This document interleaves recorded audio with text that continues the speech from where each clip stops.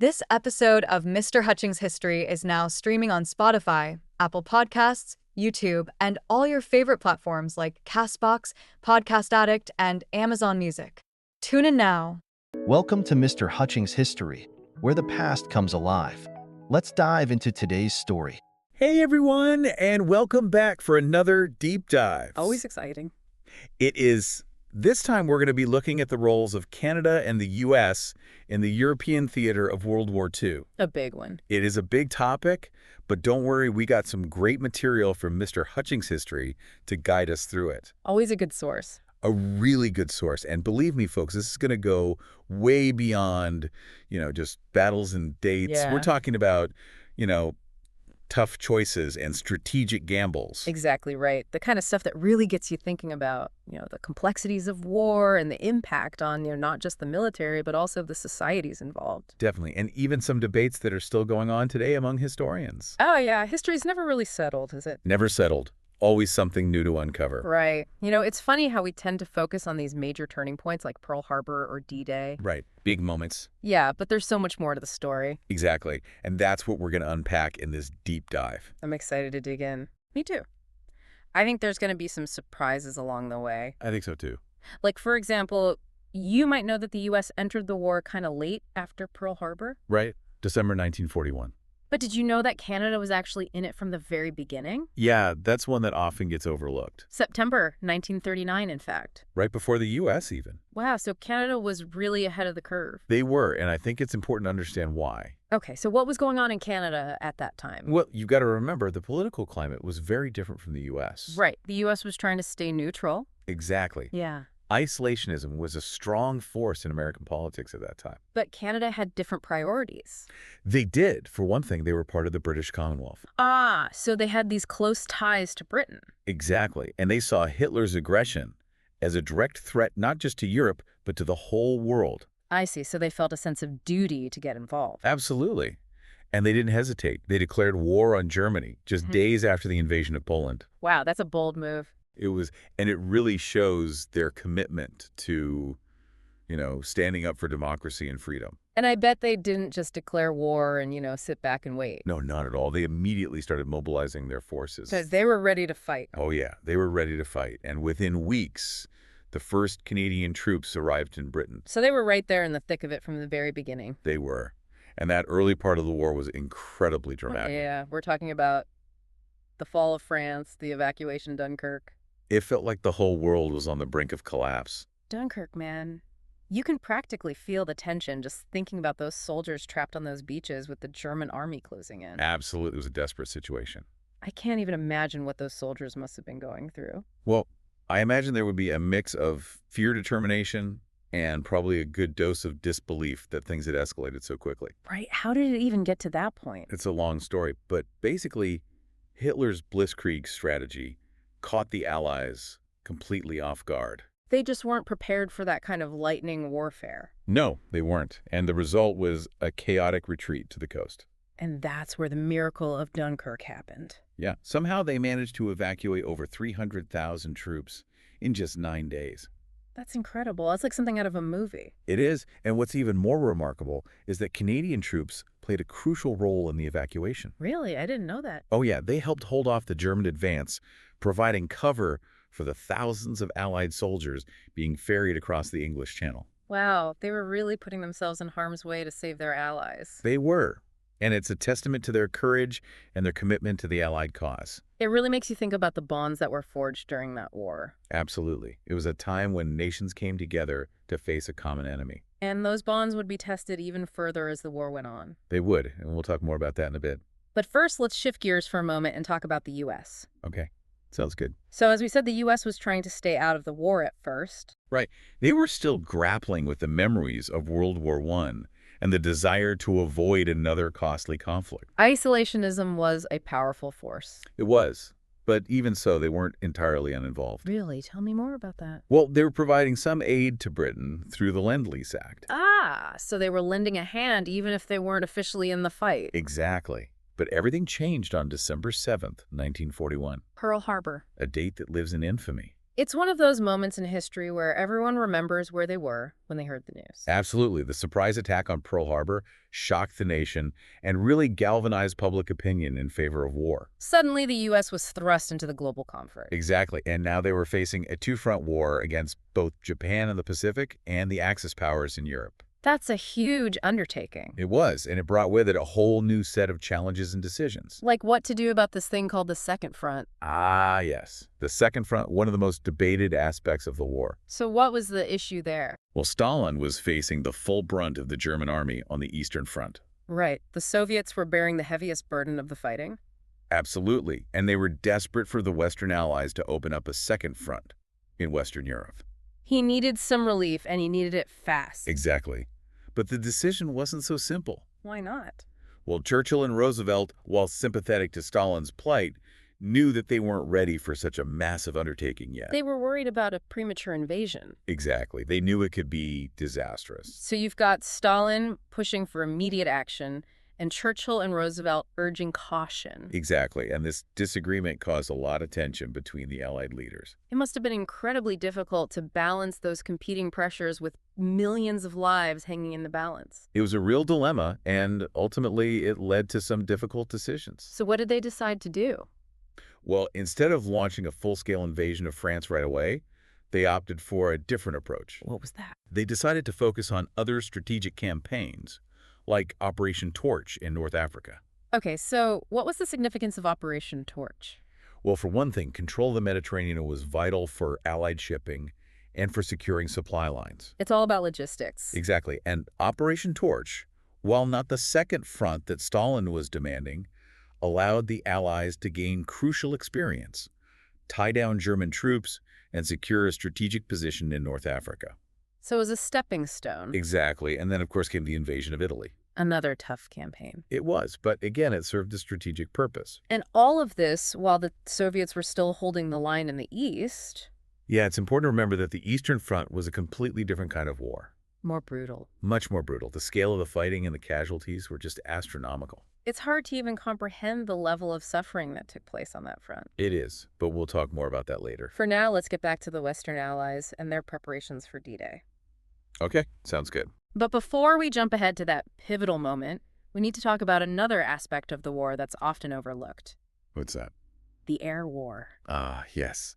The skies above Europe were just as much a battleground as the trenches below. And this is where things get really complicated, both strategically and ethically.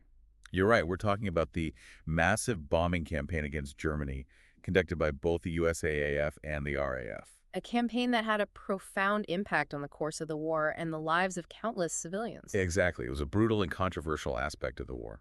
And one that continues to spark debate and discussion to this day. Absolutely. It raises some very difficult questions about the nature of war, the justifications for violence, and the limits of acceptable conduct. It's a topic that we need to approach with sensitivity and nuance. Agreed, but it's also a topic that we can't shy away from. Absolutely. So let's dive in and explore the complexities of the air war and its impact on both the military and civilian populations. Let's do it. Okay, so when we talk about like the different ways historians have looked at this period, the roles of Canada and the U.S. and the war, you got to start with what we might call like the traditional view. Okay, the traditional view. Yeah, these historians, they tend to like really emphasize the, decisive role of the Western Allies. Right, the classic good guys win narrative. Yeah, kind of like that. Yeah. They focus on like the big battles like D-Day, and, they see the involvement of the U.S. and Canada as being like essential for victory. So they're the heroes of the story. Pretty much, they acknowledge the sacrifices of everyone involved, of course, but, they really highlight the, military and industrial might of the U.S. and, the leadership of figures like Eisenhower and Churchill. Right, the big names. Exactly. And, they might argue that, like, the delay in opening the second front, the one Stalin was pushing for, right, they might say that was actually a good thing, Really? So, Well, they'd say it gave the Allies time to prepare, yeah, to build up their forces and make sure that when they did invade, it would be like a decisive victory. Okay, I see. So from their perspective, it was all about careful planning and making sure they had the resources to win. Exactly. And, that view was dominant for a long time, but then you have the revisionists come along. The revisionists shaking things up. Yeah, they're like, wait a minute, let's take a closer look at this. Yeah. So what did they see differently? Well, they started to question the motives of the U.S., you know? Really? Yeah, they're like, why did they wait so long to enter the war? Interesting. And they pointed to the fact that Stalin was begging for help, Yeah. for years, while the Western Allies were focused on other campaigns. Like North Africa and Italy? Exactly. And they argued that this delay put a huge burden on the Soviets, Right, because they were the ones facing the brunt of the fighting. Exactly. And they suffered massive casualties, way more than the Western Allies.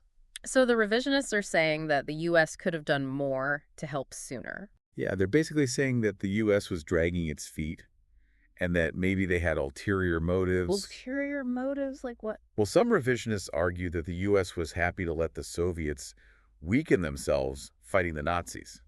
Yeah, wow, that's a pretty cynical view. It is. But, you have to consider the context.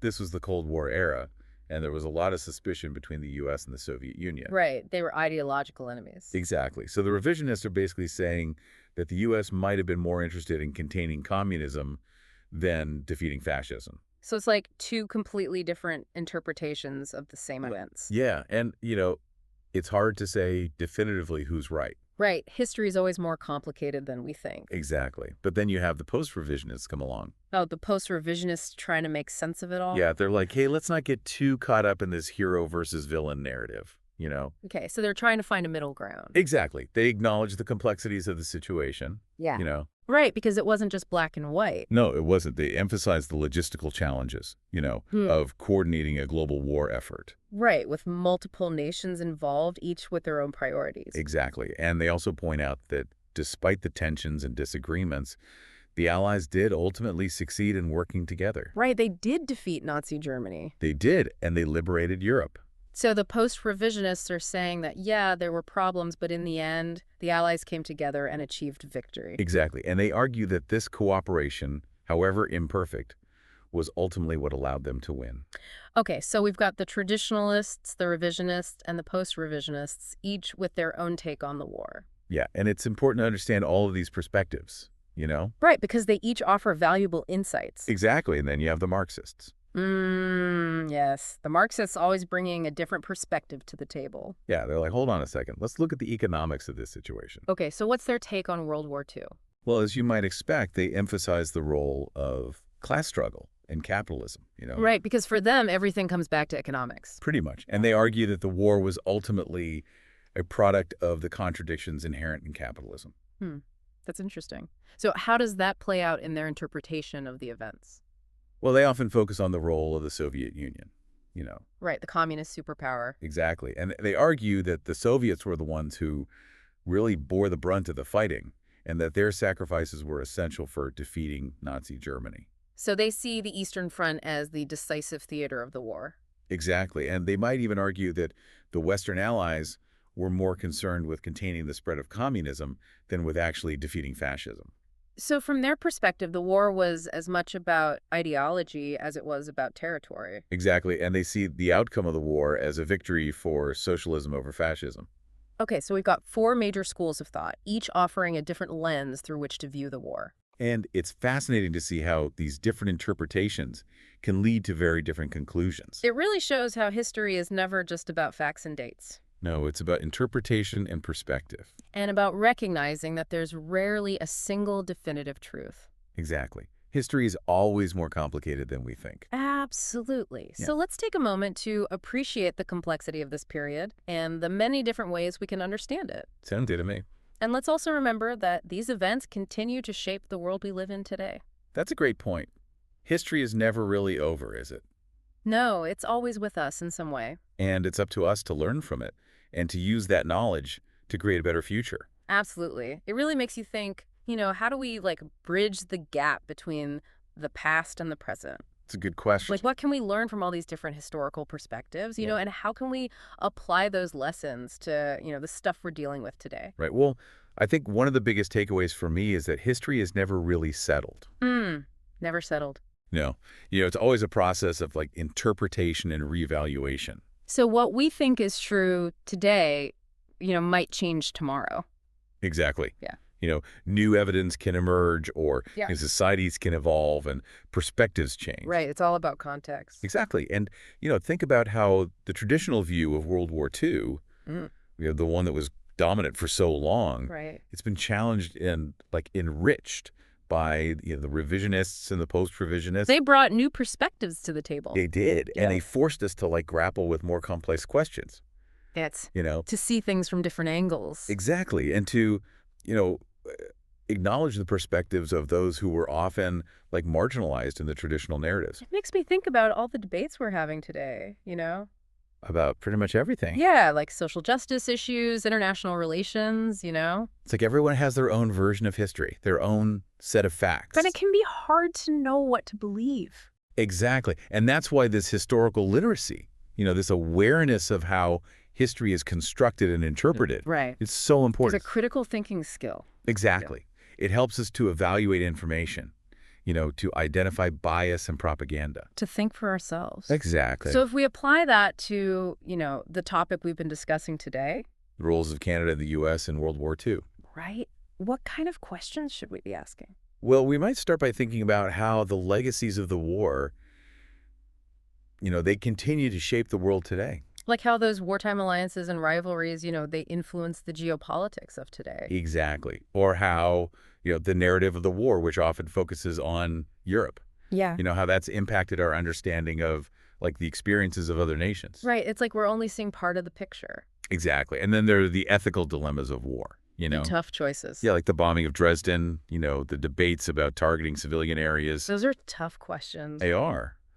But they're still relevant today. Because war hasn't gone away. No, it hasn't. And the fundamental questions about morality and violence, they're still with us. So we can learn from the past. We can, and hopefully avoid repeating the mistakes of previous generations. Like that saying goes, those who cannot remember the past are condemned to repeat it. Exactly. Well, this has been an incredible deep dive.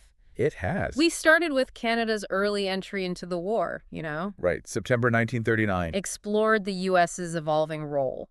From neutrality to global superpower. Debated the complexities of the Second Front. Stalin versus Churchill and Roosevelt. Dove into the murky waters of the air war. The strategic and ethical dilemmas. Landed on the beaches of Normandy. D-Day, the turning point of the war. Wrestled with the ethical dilemmas of war. A bombing of Dresden, the cost of victory. And explored the different ways historians have interpreted these events. The traditionalists, the revisionists, the post-revisionists, and the Marxists. It's been a whirlwind of information. Also incredibly enlightening. It has, and yet we've only scratched the surface. There's always more to learn. Always. And that brings me to our lingering thought for today. Okay, I'm listening. We focused entirely on the European theater of World War II.